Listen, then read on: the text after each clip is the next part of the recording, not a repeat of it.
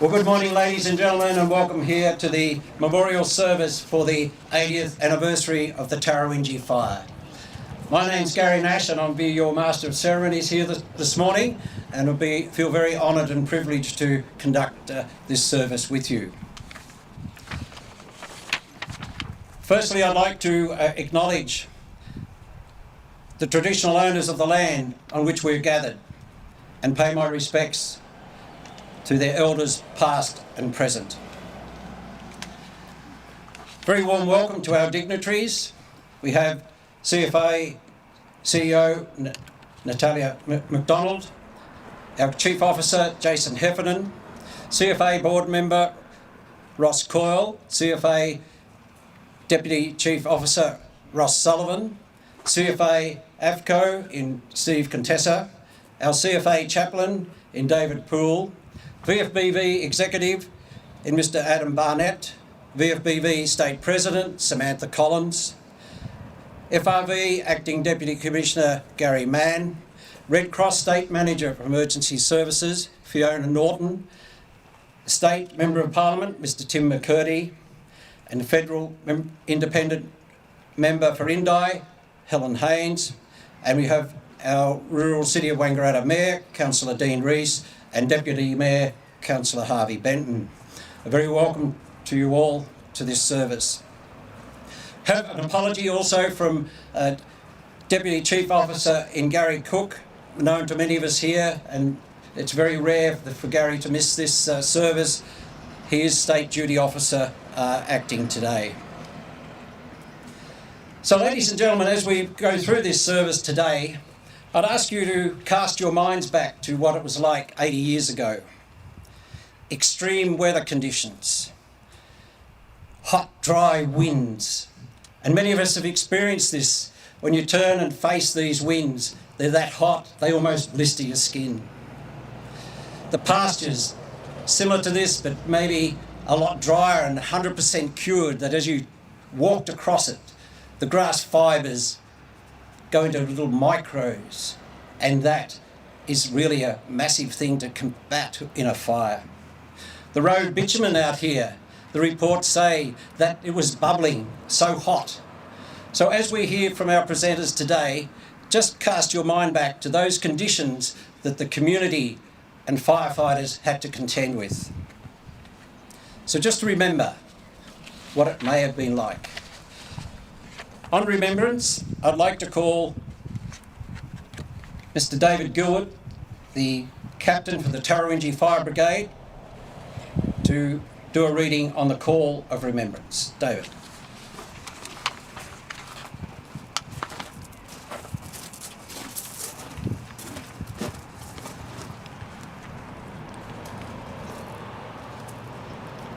Friends, firefighters, we are gathered here in the sight of God as loyal citizens of Australia to honour the memory of those who died in service for the CFA and our state.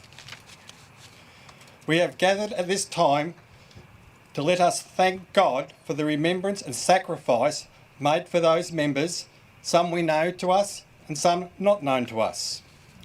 We give thanks to their devotion of duty and will pray for those still mourning their sad loss.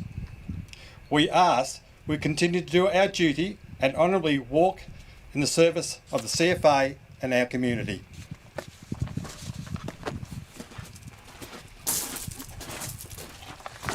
Thank you, David. Our next presenter is our Chief Fire Officer, Mr Jason Heffernan, who has a wealth of experience in firefighting and leads a great spirited organisation of volunteers in CFA. So I'd like to welcome Jason to our lectern.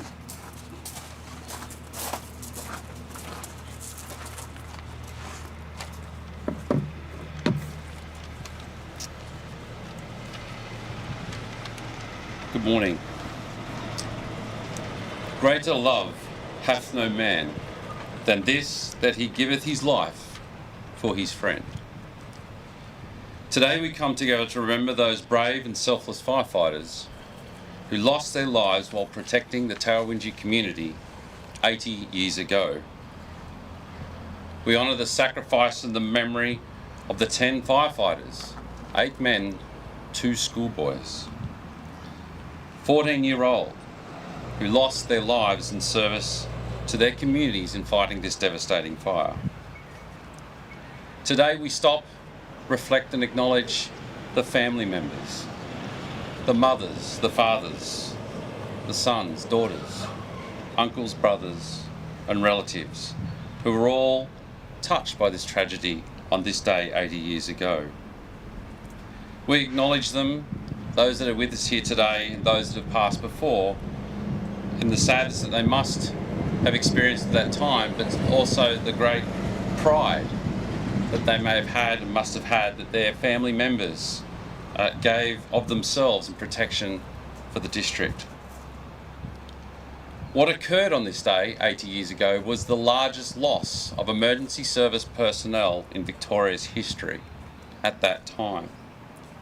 And we must pause to remember the sacrifice that our emergency service personnel give and when they put their lives on the line on a daily basis to protect our communities. The Tarrawingee fire of 1943 is a poignant reminder of the sacrifice that our members make and the danger that they face when they go out and protect their local communities. I pause right now because some of you may not know that as I speak and as we sit here, the New South Wales Fire Brigade and New South Wales Rural Fire Service are putting to rest firefighter Michael Kidd, who was killed only a few weeks ago during an internal firefight. Again, a poignant reminder of the dangers that all our members, not only here in Victoria, face, but also across the country. Regardless of the passing of the years, the shadow of the tragedy that stays with us, it will stay with the families, it will stay with the brigade members, it will stay with the community, and it will stay with the CFA.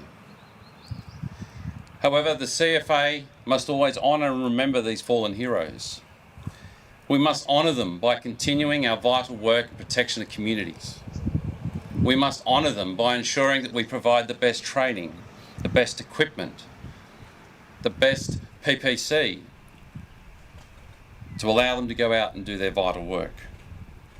We honour them by learning from these fires. We honour them by learning of the tragedies of the past so that we may improve things that not be repeated into the future.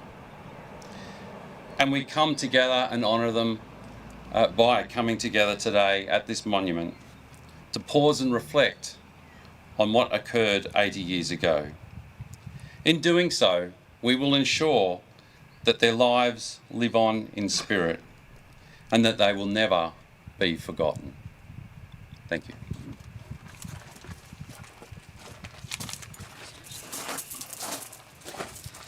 Thank you, Jason, for that touching speech there about protection of our community and done by volunteers as well as many first responders in other emergency services as well as we go forward.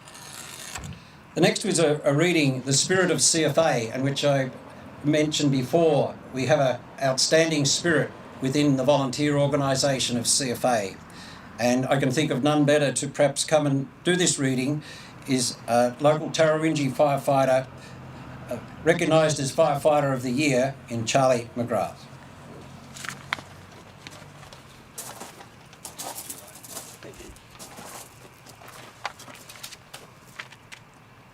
Hailing from all walks of life, you are our mothers and fathers, our sons and daughters, our brothers and sisters, aunts and uncles, our grandparents, neighbours and our friends. You help and protect us without wanting of recognition or reward. In our time of need, you are there. Your courage and compassion are inspiring, your loyalty unquestionable. You comfort us with a tender hand. You stand at the face of nature's beast and fight for our lives and our land. You are the essence of the true meaning of community. You epitomise the Australian spirit, the spirit of CFA.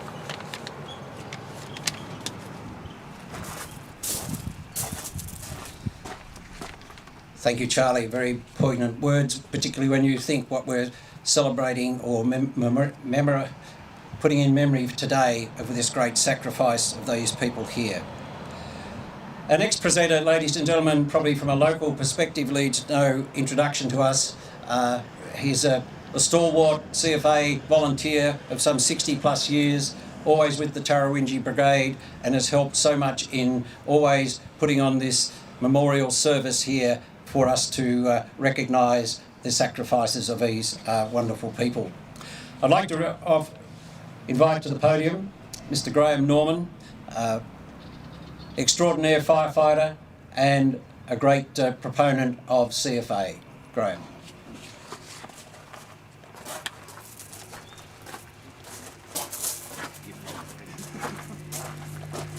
Thanks, Gary. I'm not as good as what he just told you, so don't take that as gospel. It's great to see the turnout we've got here today. It's fantastic. And I can imagine those 10 men. Okay, 2 were boys, but 14 years old, you were a man in those days. They're probably up there looking down on us and saying, all for us this, by the look of it. And I can just imagine them saying, you know, if the fire didn't happen, we wouldn't be here and there'd be no service. Well, as we know, the fire happened. Started down at Bowser, about 4:30 in the afternoon. An open finding on how it started. We won't argue over that one. The local station master at Bowser Railway Station rang Wangaratta and set the alarm going and get wheels rolling. And the Shire Wangaratta Municipal Fire Officer, that's Bill Richardson, was notified, and they had to find a driver for this new elite firefighting unit. Probably wasn't brand new, but it was pretty new, way above anything else around the district. Anyway, George McLaughlin was working in the menswear, and Reed Street was the man they contacted. George made a dash down to where the truck was kept. It was kept at Dr. Henderson's house. It's just on the first little bend on Rowan Street. I can remember the house there with a big hedge in front of it. And they kept the fire truck there. When George got there, Bill was already there. In they got and sped out for the fire. Meanwhile, out on the fire ground, a young fellow by the name of Ron Morrison was probably the first person to be there. Ron was about 6 days off, being 16 years old. He went with his knapsack. He got up the road and a car come along and said, jump on the running board, Ron, and I'll get you up to the Coleman's Corner, as we called it in those days, where the Eldorado Road crosses the freeway. Anyway, that was all right. He hung on the side of the car and got through up there. Meanwhile, there was the odd farmer's truck turned up. One of them was a Wally Swan from over here in Londrigan. He had a 100-gallon square tank on his truck, which the Tarrawingee Brigade owned 3 of them, and he had one of them, and they had a hand pump. No motor, just a hand pump on it. So, of course, he had to find somebody that was game enough to get up in that truck and work that hand pump. And that particular person happened to be a Dave Norman that had ridden his bike down and got on the truck, and he worked the pump. And he told me years later, he said, I went home that night, I never slept, my arm was that sore and my shoulders were no good, and he said, I never want to see another hand pump again in my lifetime. Anyway, between them all, there was some come from Burham Dockers Plains, McDonald's Ute, and Laurie O'Keefe turned up in his truck. A couple of 44-gallon drums of water on board, and he had nobody on the back, but at that particular time, young Kevin Dunkley, he was still home. His father Viv had gone out to hunt the sheep in the yards to get them out of the, in case the fire come their way. Anyway, the neighbour said, oh, you want to come, Kevin? Yep, yeah, I'll come. Anyway, Kevin finished up on the back of Laurie O'Keefe's truck. So there was they tried to stop at the Eldorado Road. It just beat them. Went into Claude Yeaman's and then into Tom Norman's place, and the the owners were trying to get the livestock, the sheep out of the road. It crossed the what we call Crocer's Lane. The elite fire truck run out of water, so Bill Richardson told George, get back to Wangaratta and get it filled up and get back out here quick. So away he went. Anyway, it was heading towards Jack Bell's house, an old weatherboard house down there next to the Reedy Creek. And McDonald's ute went down there. They had 20 gallons of water on board, which is not even 100 litres. No doubt there would have been a tank full of water around the house somewhere, but they saved that house. And that house has still been used this day right up to now, and it will be in the future. Meanwhile, the bell tolled in Wangaratta, and there was a lot of people, volunteers, that decided, well, we've got to go out and help. There's a lot of people away at war, so they organised themselves to get out there to help. The fire crossed the Reedy Creek. It was only a cricket pitch in length when it crossed the Reedy Creek. And at that particular time, the captain of the Tarrawingee Fire Brigade, Arthur Stewart, and his two nephews, Ken and Harold Stewart, they arrived there. They had one knapsack, which Harold had, and one beater. If you know what a beater is, a strip of leather strips tied to a stick. Anyway, they tried to burn a break off a sheep track. The sheep track, of course, is only about 8 inches or 200 millimetres wide. But anyway, it beat them in the finish. They couldn't hold it. There was no. They thought they saw a truck coming to help them, but never turned up. And I was always told by Ken Ellis from out at Greta, he was on his way out to help. Ken eventually finished up the group officer of the Wangaratta group in later years. But there was petrol rationing in those days, if you know anything about wartime. And his vehicle ran out of petrol on this side of Wangaratta on the Alpine Highway. So he said, if I'd got there, I would have had water, we would have stopped it. But anyway, it didn't happen. So it beat them over that break. Meanwhile, George McLaughlin come back with the elite fire truck.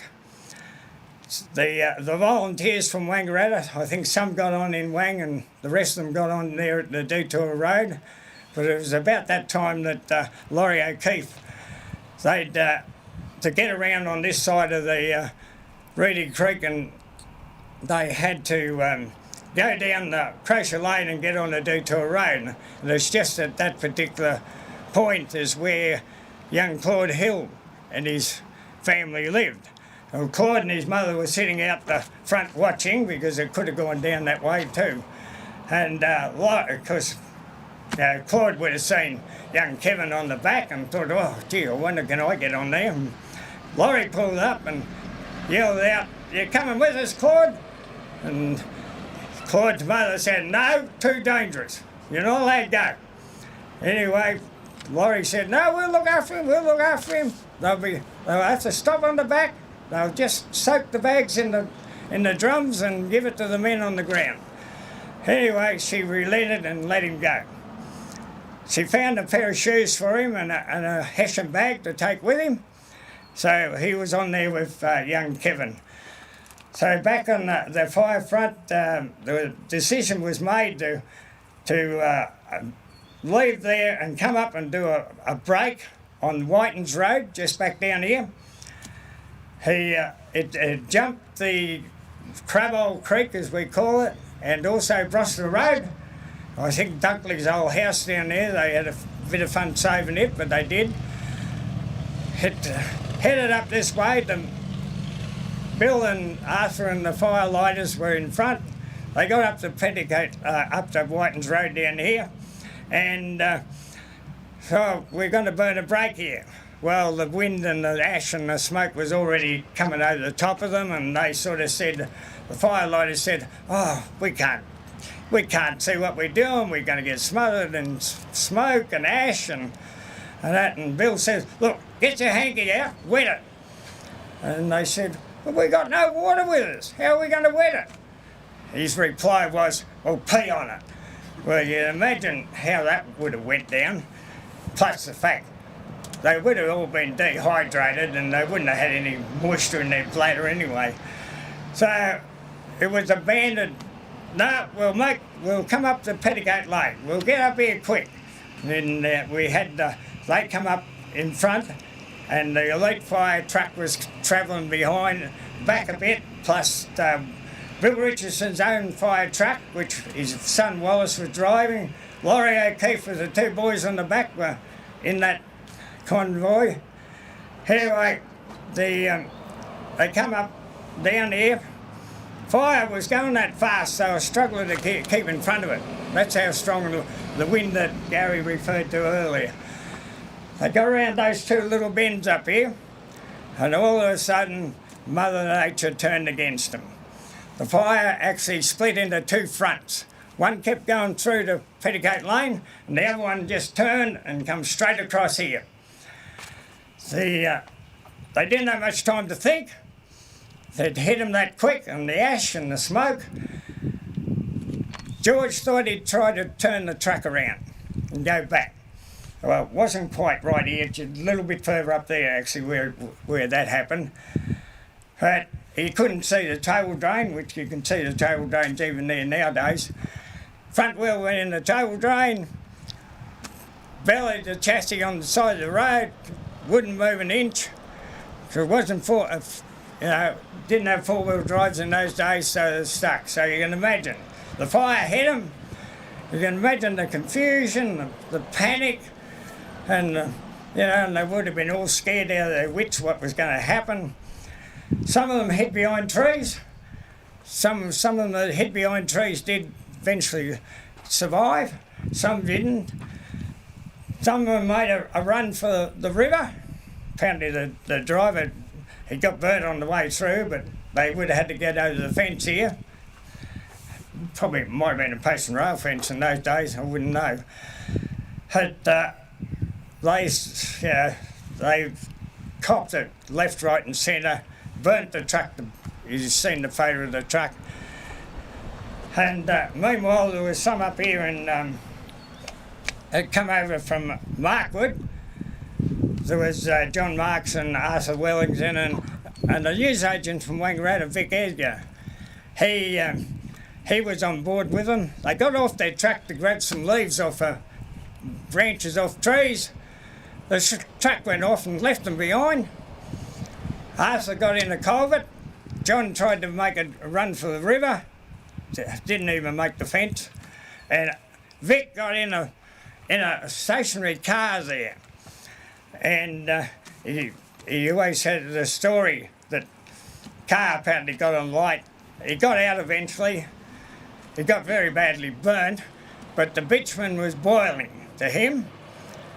Now, if you know what degrees you've got to boil the bitumen at to get it to boil, it's got to be at least 150 degrees Celsius. So you can imagine, we grumble about being 40 degrees. Imagine what those men went through that day. It would have been horrific.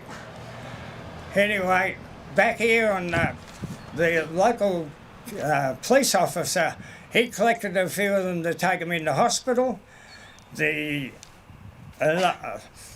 Another farmer from up Springers come down here in his little truck, Sid Humphrey. He picked up, we're pretty sure it's 3 men. We're pretty sure there's 3 PMG linesmen. He took them in on the back of his truck in the Wang. He went down Templeton Street, and for those who know Wangaratta, there's a railway hotel down there. And they demanded that he pull up so they could get a whiskey at the pub, which he duly did. And then he took them down to the hospital. 1 or 2 of them actually walked in. They wouldn't go in wheelchairs. But Sid didn't know who they were and what happened to them. And he, to our knowledge, the whole 3 of them passed away, which he didn't know until I told him one day. As far as the other men went, well, a lot of them, there wasn't such a thing as an ambulance much in those days. Well, there was one, but it was the local funeral undertaker, they used to use his hearse as an ambulance. There were a lot of people that sort of said, yeah, we're in the back going to hospital, and 2 weeks later they were in the back in a coffin going to the cemetery. So it was a lot of them got carted in by just individuals and a police officer along the line, but it was pretty horrific scene that would have been here at the time.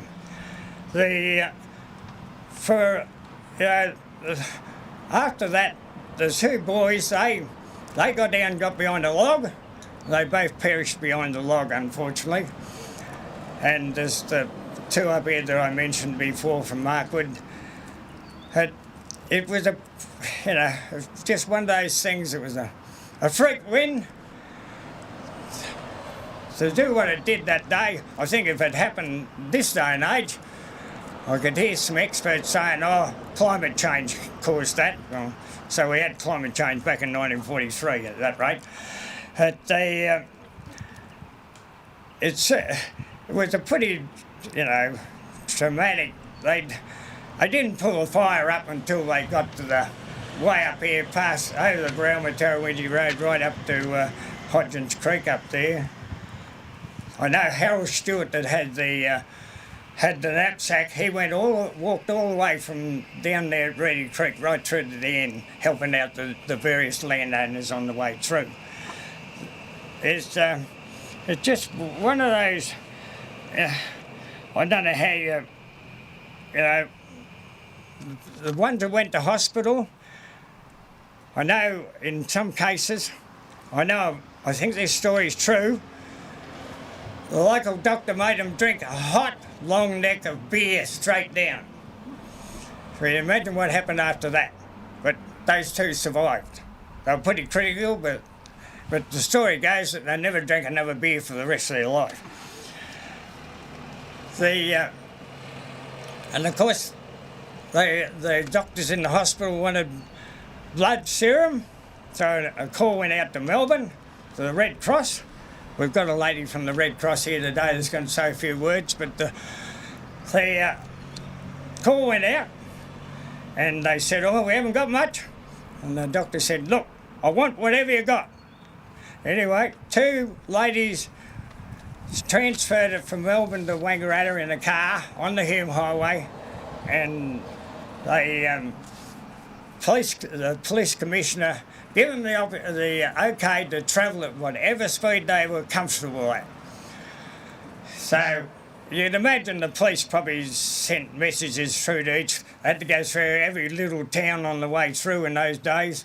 There's no divided road, and they would have probably phoned through and said, look, try and give them a right of way through the town. As they had to cross the railway line about 4 times by my calculations. I don't think the trains were going to pull up for them, but they made it in 3 hours. Okay, it mightn't sound real quick, but in those days it would have been very quick. And you can imagine driving up the road and no divided road, so you had to be very careful if you were going to pass somebody. Not there would have been a lot of traffic on the road, but a fair bit. But they say, oh, it saved 2 people. I reckon it would have saved more out of that tragedy. Because the funerals, some of them died that day, some died the next day, and funerals were one after the other, and the 2 boys were buried on Christmas Day. Well, you can imagine those families every Christmas Day after that, what they would have been thinking. The Premier of the state visited at the time. He guaranteed that they would get a new fire truck, and also some of the local brigades would get a fire truck as well. The governor actually visited. He apparently went around every family and said, and paid his condolences to them, and he actually donated a fair lump out of his own pocket towards the relief fund. The relief fund, I know, got up to about £18,500 in those days, and that was wartime, and money was pretty tight. along the line. And this monument here in front, the locals donated the money to build that monument. It cost £160 in those days, which is $320. Imagine you wouldn't get much for $320 nowadays. You probably wouldn't even get the bottom cement base on it. But it was a great thing for the locals to remember those men that come out to help. I know I haven't covered a lot of it, but there's an information board up in the hall that's going to give you a little bit of a clue of what some people said. It's not all there, but you can have a look at that up in the hall. But the other thing is, the Wangaratta group have published a book, Make Tankers 10. Now, it does cover this fire, it covers a lot of fires, covers the history of all the brigades in this group, and that's it there. They'll be for sale up at the hall, and it's a great book. You won't regret buying it. Got a good hardcover. It'll last a lot of generations. Now, I would say to the descendants of the deceased firefighters, I know you're probably the ones that were alive at the time when it happened, and probably pretty young, probably you would have been, probably have found it very hard to, the memories would be terrible. But the next generation down and the generation after that, I don't know how many generations, you could have 3 generations.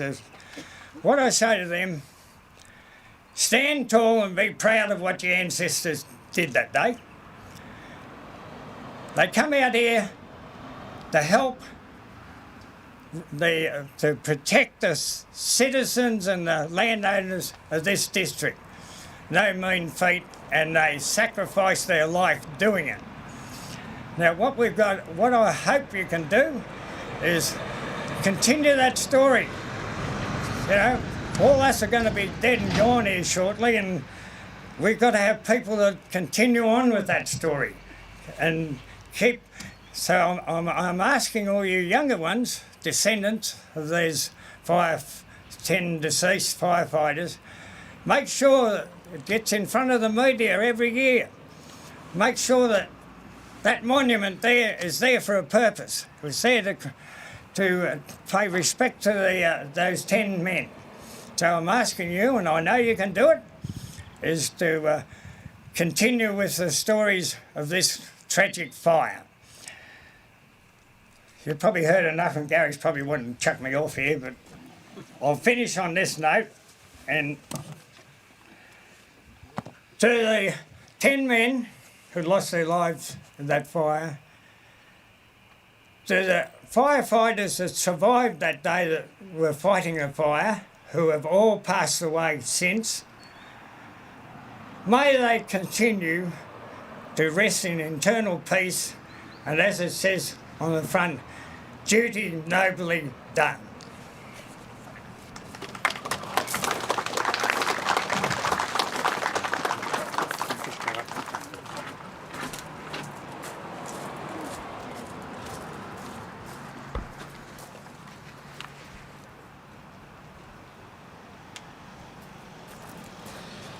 Thank you very much, Graham, for that summary and of what horrendous conditions that were out there. And Mother Nature hasn't changed. It continues to throw up massive conditions for us in rural and regional Australia for firefighters and for citizens. And out of that, also the equipment that we really need to, which we still continue today to have on our tankers, is that wonderful knapsack. So that's a really integral part of our equipment as we go forward. And also it was very interesting with Graham mentioning a number of those names in his early part of his presentation. I have had back many years ago the privilege of meeting some of those people and listening to the stories that they could talk about that fire. And as with any situation with the emergency services, there's an organisation that we continue to rely on and have for many, many, many years both nationally and internationally, and that's the Red Cross. And Graham alluded to that, the support and the effort that they had in helping bringing, I suppose, some of our people that were needing assistance, and Red Cross stood up and was very tall.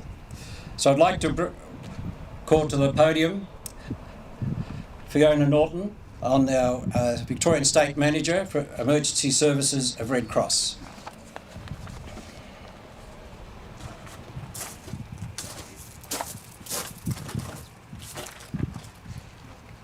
Ladies and gentlemen, colleagues and honoured guests, I acknowledge the traditional owners on the lands on which we meet, and I pay my respects to elders past, present and emerging. Today we gather to commemorate the lives of those affected by the devastating bushfires that swept through this region in 1943. In recognition of their unimaginable loss, we come together to remember, honour and celebrate those involved. As we stand together and reflect on the fierce and unpredictable nature of disasters in this country, we pay tribute to the spirit that defines us in the face of adversity, and of the grit of those who responded and to those who stepped up to support them. In reviewing the Red Cross archives in preparation for today's memorial, I found that the Tarrawingee bushfires of 1943 stand as an indelible chapter in our shared history that galvanised our collective strength and established a legacy of collaboration that is carried forward to the present day. It was a compelling yet humbling experience to read about the contribution of Red Cross for those impacted by the bushfires. At the time, Australian Red Cross was actively feeding, clothing and caring for those impacted by World War II. This preparation and dedication paid off when Victorians needed it most. Stockpiled supplies were dispatched to devastated areas, along with volunteers offering solace and support to families and communities grappling with the aftermath.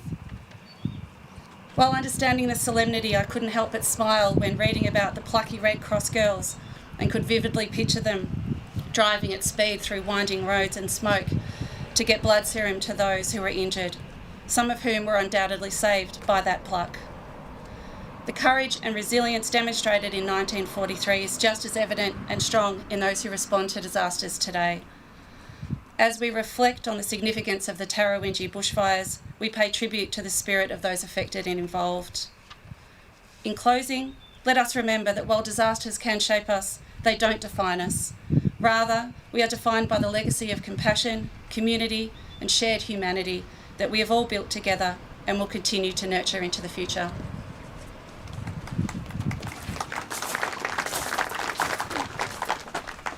Thank you, Fiona. Graham's presentation mentioned calling on our younger generation to continue on with the cause and the quest of what this sacrifice meant. And I guess our next speaker, Mara Spencer, from right across the ditch, not just across from Tasmania, but from New Zealand, is a great-granddaughter of Godfrey Spencer. I'd now like to ask her to come forward and present her speech.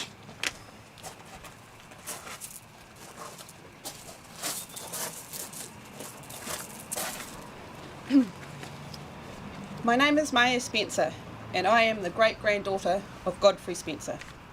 To Graham's point, it is an honour and a privilege to be here today. Pericles once wrote, "You leave behind not what is engraved in stone monuments, but what is woven into the lives of others." And I think we are all living proof that that statement is true. I never knew my great-grandfather. However, like many of you here, I have grown up with the stories of their heroic fight in this very spot 80 years ago. Even though I was born and raised in New Zealand, my Victorian heart still beats strong. Kept alive by regular visits to Wangaratta, which has always included a compulsory visit to this monument and also the Beechworth lolly shop. Thanks to my late uncle, Jim Gregory, and his meticulous record keeping, I have at least had an insight into Godfrey's life. Like many others of his time, he was a World War I veteran, joining the 38th Battalion in the Australian Imperial Force. Fortunately, he survived this war and was awarded the Military Bravery Medal for his courage in the Battle of Messines in Belgium. However, on this day in 1943, that bravery would put him on the truck to Tarrawingee with such tragic consequences for 8 men and 2 boys we remember here today.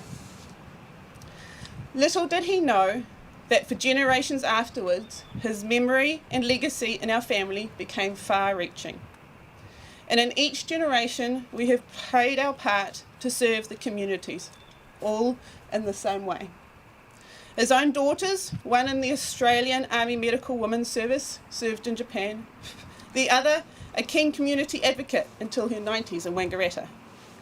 His nephew in the Royal British Navy, and his grandsons, New Zealand Coast Guard, and the other in the Cobargo CFA. And finally to me, a volunteer firefighter in New Zealand. We're all proud and privileged to keep serving our communities in the same way that he did. However, I am sure our family is not alone in this, with multiple generations involved in the CFA, all with the same common purpose. Back to Jim's records, I found a newspaper clipping from the Wangaratta Chronicle Dispatch in 1944 that states, "This monument will be a lasting tribute to the future generations of men who have given their lives while helping others." Looking at you all here today, whether descendant, CFA, or part of the wider community, I am sure you'll all agree that this has certainly achieved this. So, to my great-grandfather Godfrey Spencer and the 9 others who courageously fought this fire 80 years ago, to the past, to the current community members of the CFA, thank you for your service. Your legacy will live in the hearts and minds of everyone for generations to come.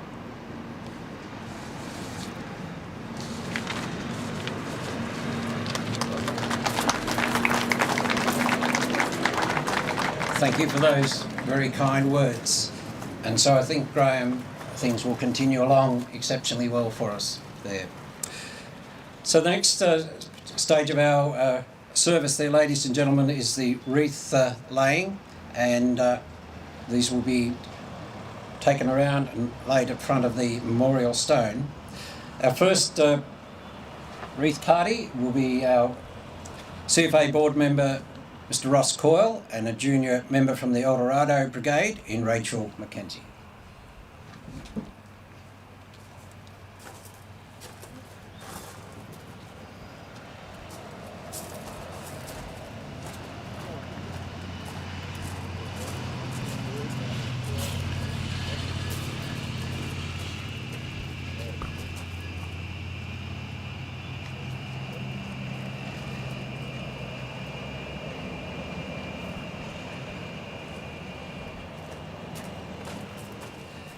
Our second will be CFA Chief Officer Jason Heffernan, accompanied by Springhurst Brigade Junior Member Emily Lewis.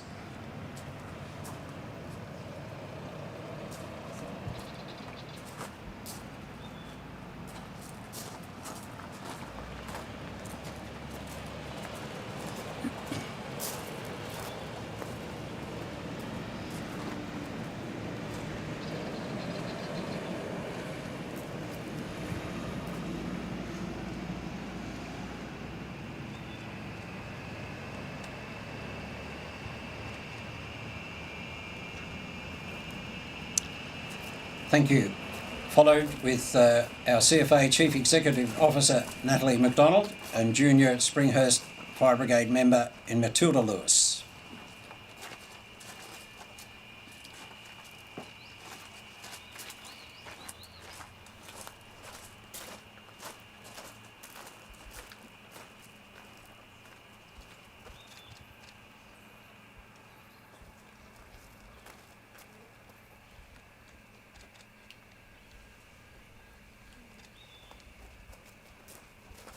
Thank you.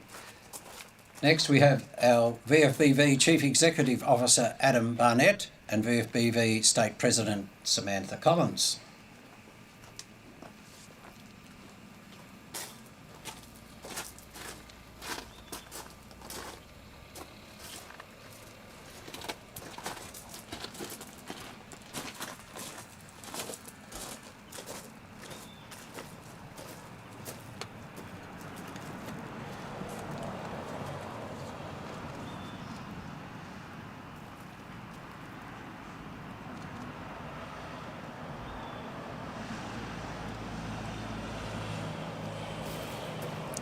Thank you.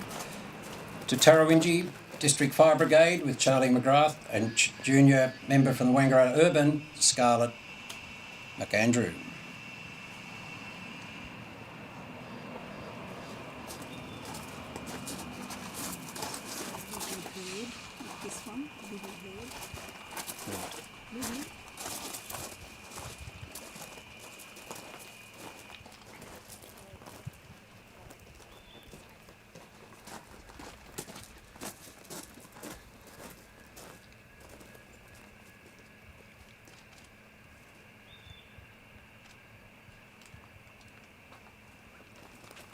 Thank you, Livy. Next, our Wangaratta group, represented by Group Officer Lachlan Gales and a junior member from the Wangaratta Urban, Kayla Joss.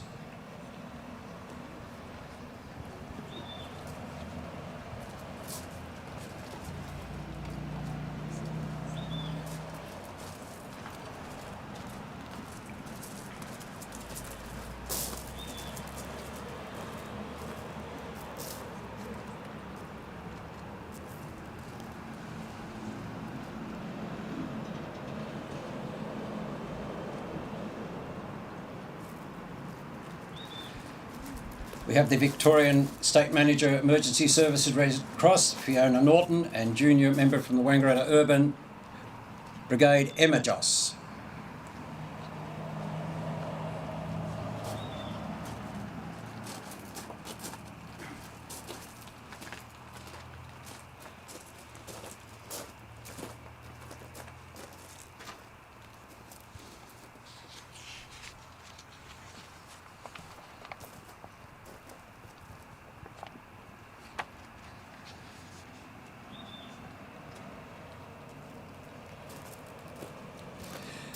Representing the rural city of Wangaratta is Deputy Mayor Harvey Benton and accompanied by junior member from Wangaratta Urban Brigade, Jack Ambrose.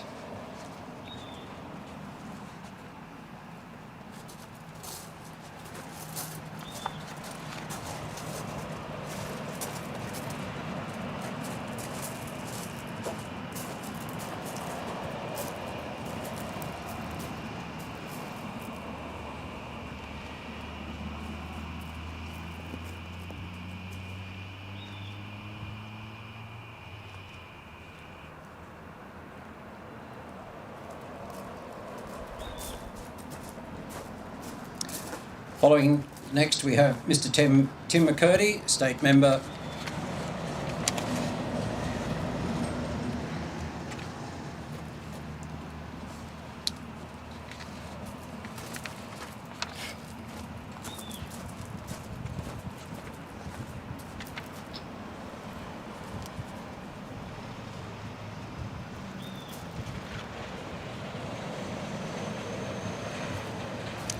Thank you, Tim. And I'd like to invite any other members of the community here today that if you'd have anything, a wreath or flowers.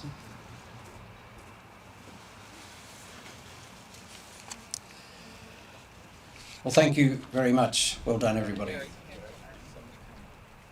Oh, great. Apologies.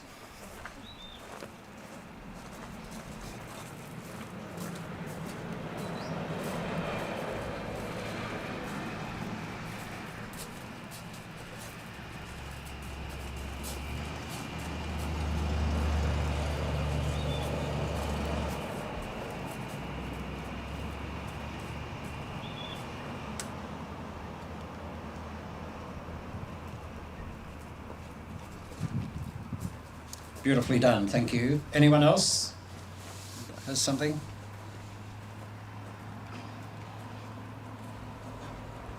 Thank you. Well, the next part of our service is the Roll of Honour. And this will be read out by Tarrawingee Captain David Gilbert and the bell tolled by Lieutenant Jermaine Google.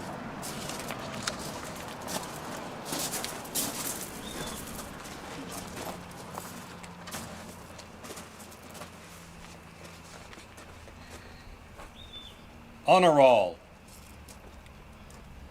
Godfrey Spencer, 53, school teacher, Wangaratta.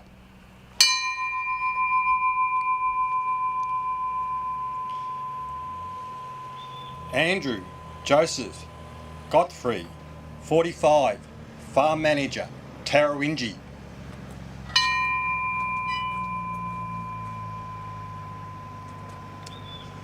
John Wolstenholme Mark, 29, farmer, Markwood.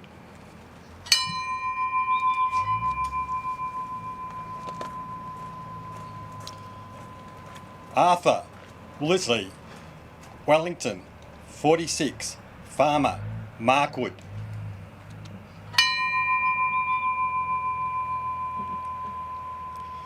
Theodore Luke Leah, 32, foreman, Huttons Bacon Factory, Wangaratta.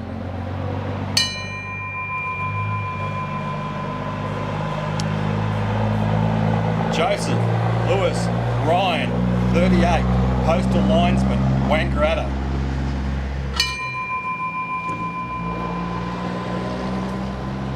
Edward Laurence Seymour, 33, telephone linesman, Wangaratta.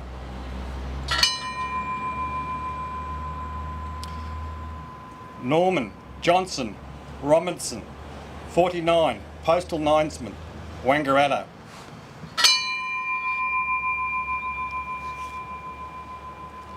Kevin Dunkley, 14, schoolboy, Londrigan. Henry Claude Hill, 14, schoolboy, East Wangaratta.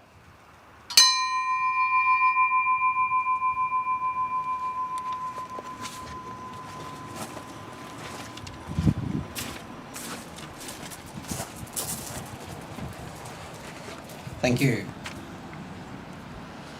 The final part of our service is coming up here, ladies and gentlemen, and that's the reading of the Fireman's Prayer. And I'd like to welcome to the podium Deputy Chief Officer Ross Sullivan.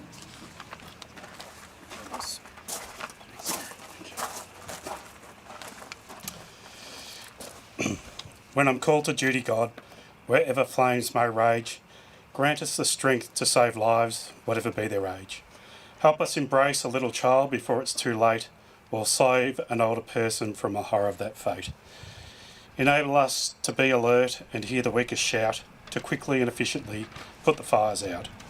We want to fulfil our calling and be the best we can in guarding our every neighbour and protecting their property.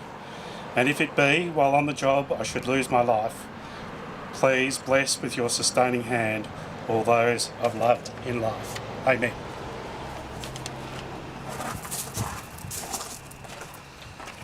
Thank you, Ross.